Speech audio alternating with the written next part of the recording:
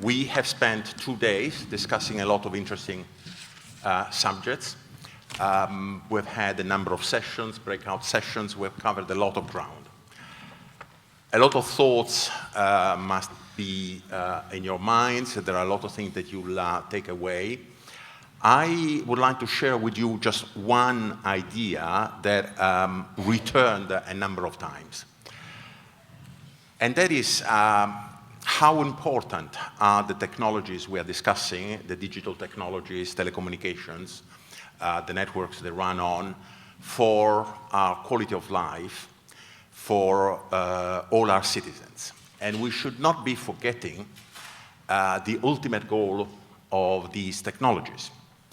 Now, one aspect that is inevitable in the development of these technologies, that these technologies will improve the condition of those who use them, will make them more informed, more employable. These people will have access to a wider choice of products, to lower prices, and will have a number of advantages. So per se, inevitably, the use of these technologies will tend to increase the differences in our societies. Probably they will contribute, and they are already contributing, to the increases that we have seen in most industrialized countries over the last 30 years in the distribution of income. Bob Pepper was talking about different types of digital divide that are appearing. I think we should be keeping this aspect in mind. We started the conference with a very important subject, connecting the unconnected. But the industrialized countries are already in a situation where, yes, there are a number of people who are not connected or do not have a sort of functional connection. You mentioned the 8% who do not, in the UK, who do not have what you consider the minimum. But in all industrialized countries, the number of people who are not connected is much smaller than the number of people who could have access to these technologies and do not use them. And the emerging markets, as they build the networks, will also be in that situation. So clearly, there is a strong need to do something about that.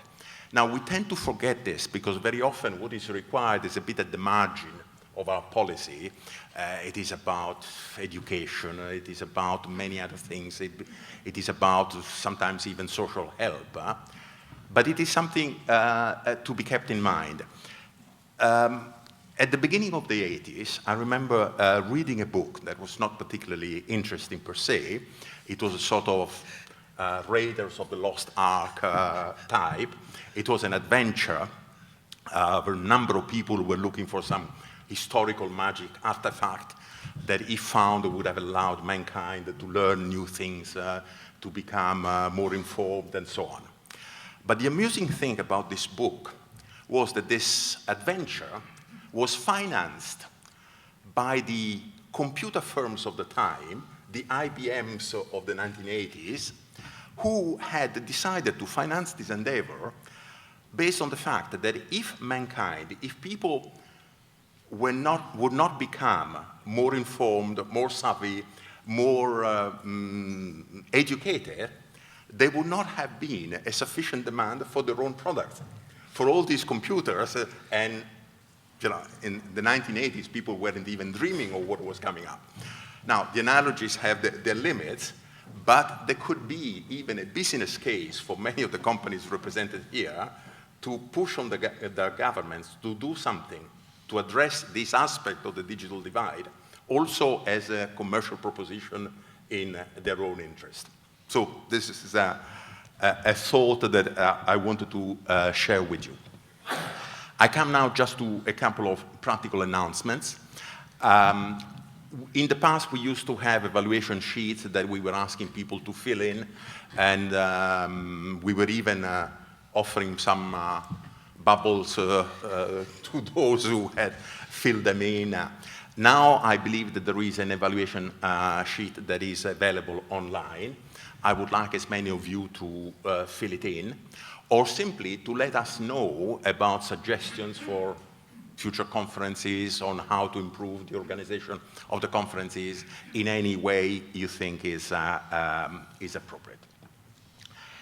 And with this, I would like to thank not only the companies that have supported us, but I would like to thank those who have done the real work in organizing the conference. And I'm thinking of Amanda, who's here somewhere. Where is she? Of the team that we had here in Washington helping us with all the practical arrangements. I think John should be here somewhere. Joe, the person that accepted your registrations, and above all, Andrea, sitting over there, the Director General of the IFC. And with this, I invite you to come all to Johannesburg, where on the 8th and 9th of December, we will have our next major international IIC event. Thank you very much to all of you.